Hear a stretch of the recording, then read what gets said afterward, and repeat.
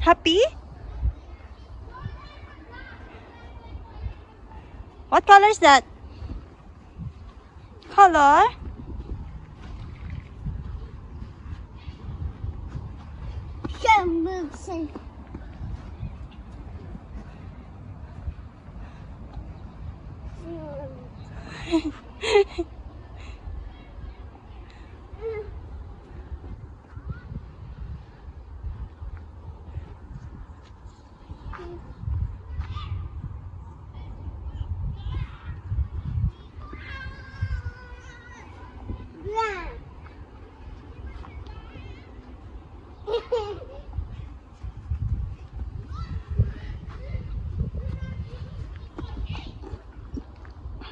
What's that? Swing.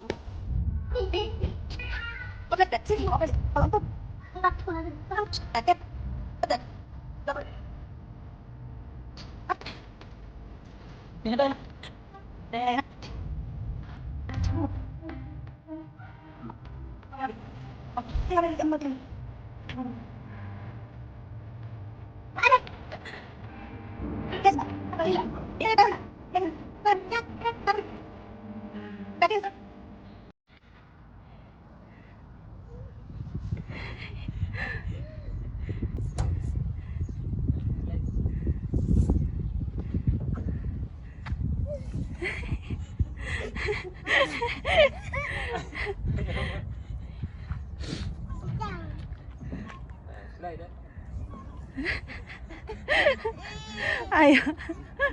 Wala siya nakikita ang bata at naging gagano.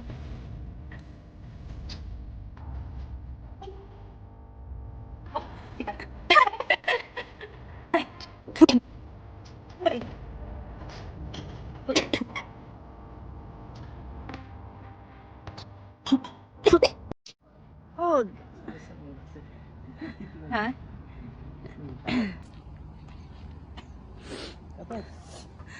Hawa ka dito.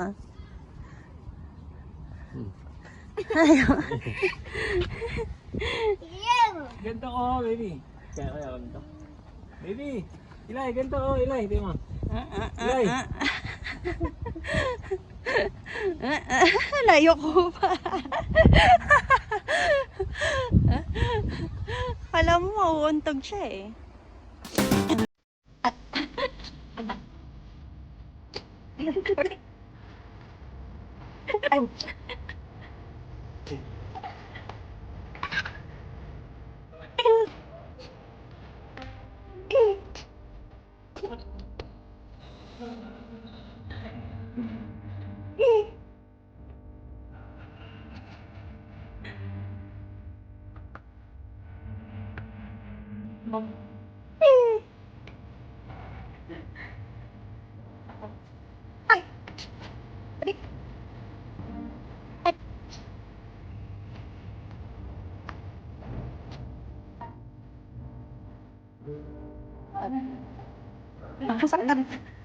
Hi! Good morning guys. 11:54 AM na. Eh, nakagaling kami sa labas. So, wait lang guys. Pagluluto ko si Ilay na ginisang repolyo. Tanghali na eh. Mabilis lang naman ito iluto. Kaya,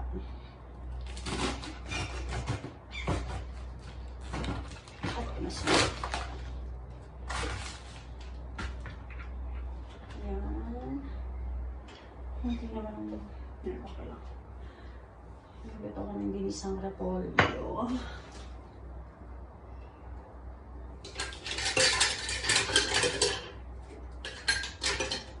Para kay Ilay.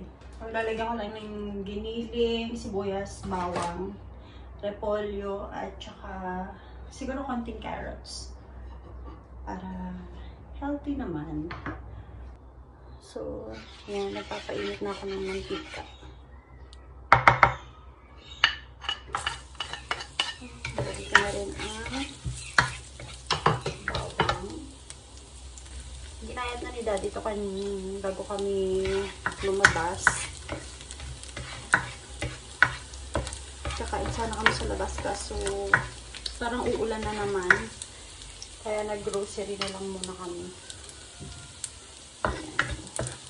So, lagyan na rin yung sibuyas.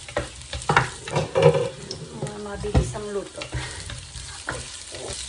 And then, lagyan nyo na rin yung inyong giniling.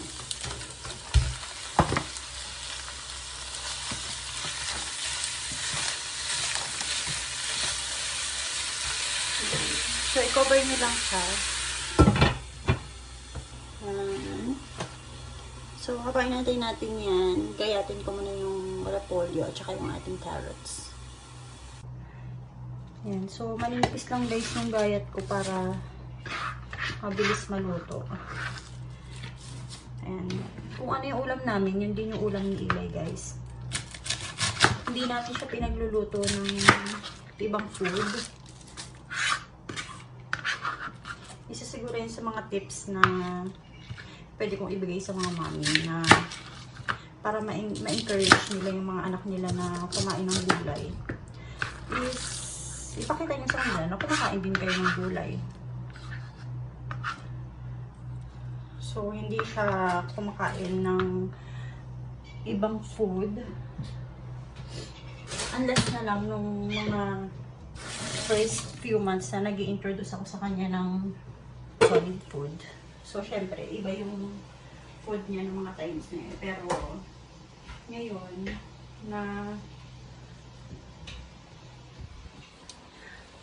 ngayon na pwede na siyang kumain ng kahit ano, hindi namin siya pinagluluto ng ibang food. So, kung ano yung kinakain namin, yun din yung kinakain niya. So, ayan guys, medyo ma-brown na yung ating giniling. Pwede na ilagay yung ating repolyo.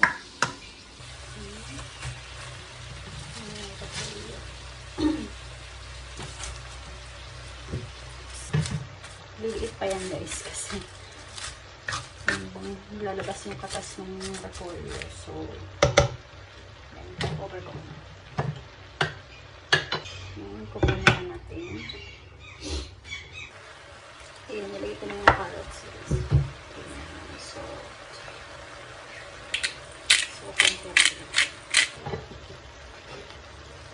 So, isimmer niyo pa siya ng ilang minutes pa. So, yun guys. After 5 minutes, luto na ang ating ginisang repolyo. Daddy. Yeah, go to daddy. Antayin mo yung food mo, ha? Eli. Lakad na, dun kay daddy. Ayusin ko yung grocery natin. Where's daddy? Daddy. Antay ko pa yung sinaing namin. Kaya isa na taste ko muna tong mga pinamili namin. Yan, malapit naman na maluto yung sinaing. So, yan. Tapusin ko muna itong mga to guys.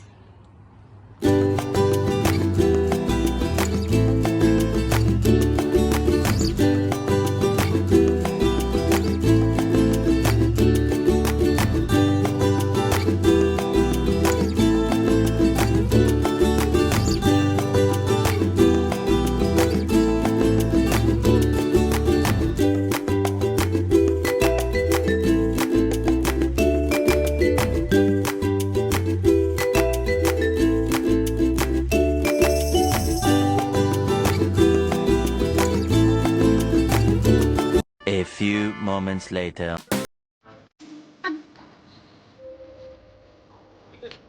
Tapos mami. Ano?